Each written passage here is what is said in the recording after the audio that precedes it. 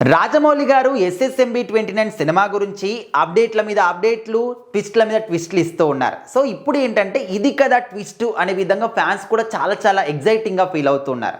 అయితే ఈ సినిమాలో ఒక పాన్ ఇండియా స్టార్ కూడా నటించబోతున్నాడు అనే మాట చాలా మటుకు సోషల్ మీడియాలో వినిపిస్తుంది. సో దానికి కూడా అసలు ఎగ్జాంపుల్ ఏంటి, ప్రూఫ్స్ ఏంటి, మీరు ఎట్లా అనుకుంటారని కూడా అనుకుంటారు. సో దానికి ప్రూఫ్స్ కూడా ఉన్నాయి. సో మరి రీసెంట్గా ఈ సినిమా నుంచి శృతి హాసన్ గారు పాడినటువంటి ఒక సాంగ్ని కూడా రిలీజ్ చేయడం జరిగింది.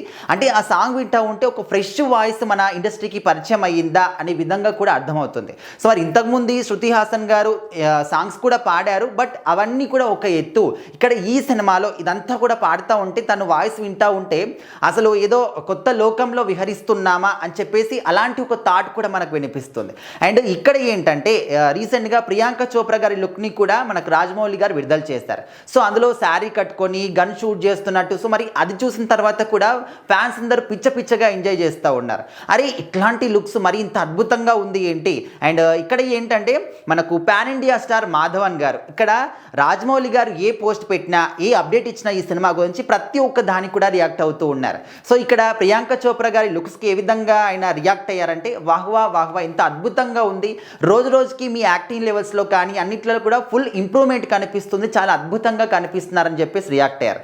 సో అంతకుముందు మన పృథ్వీరాజ్ సుకుమారన్ గారి లుక్ వచ్చినప్పుడు కూడా దానికి కూడా రియాక్ట్ అయ్యారు, చాలా అద్భుతంగా ఉంది, ఈ లుక్ ప్రపంచవ్యాప్తంగా కూడా ఫుల్ ట్రెండ్ అవుతుంది అని చెప్పేసి. సో ఈ విధంగా ప్రతి ఒక్క పోస్ట్ కూడా ఎందుకు రియాక్ట్ అవుతున్నాడు అంటే ఖచ్చితంగా ఆయన కూడా ఈ సినిమాలో ఉన్నాడు అని చెప్పేసి అయితే చాలా మంది ఫ్యాన్స్ నమ్ముతున్నారు. ఎందుకంటే ఇప్పుడు ఎవరైనా ఒక పాన్ ఇండియా స్టార్ కావచ్చు, లేకపోతే వేరే యాక్టర్లు కావచ్చు, వాళ్ళు చేసినటువంటి సినిమా గురించి ఎలాంటి అప్డేట్స్ వచ్చినా లేకపోతే వాళ్ళే ఏదో ఒకటి చెప్పాలి అని చెప్పేసి ఫుల్ ఎగ్జైటింగ్గా ఫీల్ అవుతూ ఉంటారు.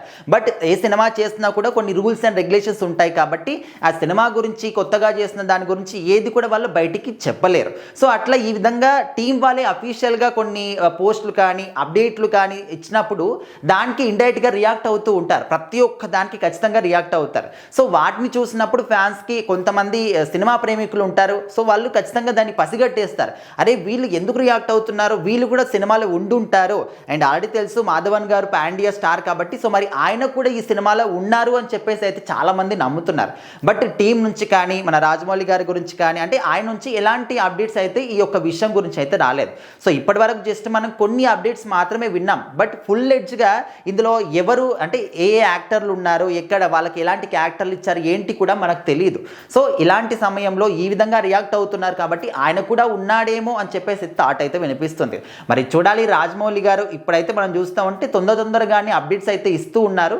బట్ ఇంకా ఎవరెవరు యాక్టర్స్ ఉన్నారు ఏంటి, వాళ్ళకి ఎలాంటి క్యారెక్టర్ ఇచ్చారు అనేది తొందరలోనే తెలియబోతుంది. అండ్ రేపు కూడా మనకు రామోజీ ఫిల్మ్ సిటీలో ఒక ఈవెంట్ అయితే ఏర్పాటు చేశారు. సో అక్కడ కూడా చాలా గ్రాండ్గా అసలు ఈ సినిమా టైటిల్ ఏంటి అనే విషయాన్ని కూడా చెప్పబోతున్నారని దాని గురించి ఫ్యాన్స్ చాలా ఎగ్జైటింగ్గా వెయిట్ చేస్తున్నారు.